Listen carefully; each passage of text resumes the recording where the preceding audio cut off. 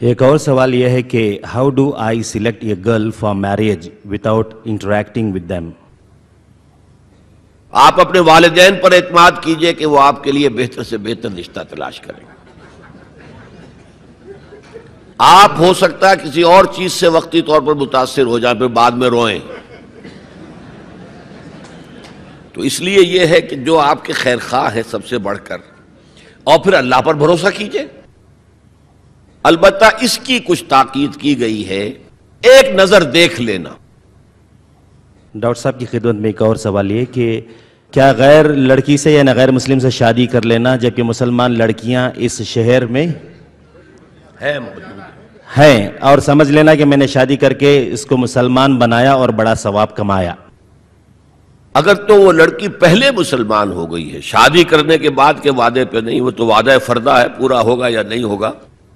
پہلے مسلمان ہو جائے تو ٹھیک ہے، کوئی حرج نہیں ہے، مسلمان ہے، مسلمان کے ساتھ شادی ہو جائے گی.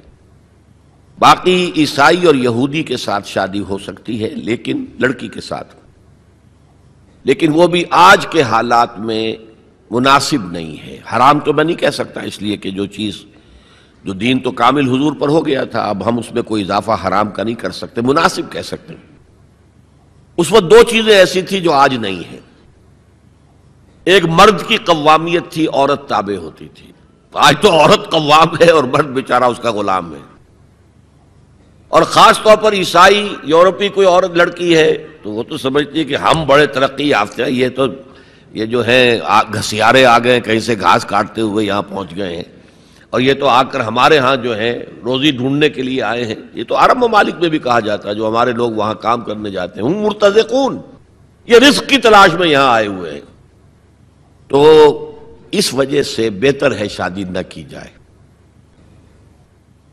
سوال یہ ہے کہ عیسائی لڑکی کلمہ پڑھ کر اسلام قبول کر کے مسلم لڑکے سے نکاح کر لیتی ہے، 1 سال بعد پھر وہ عیسائی ہو جاتی ہے، تو اب لڑکے کو کیا کرنا چاہیے اس وقت جبکہ ایک بچہ بھی پیدا ہو چکا ہے؟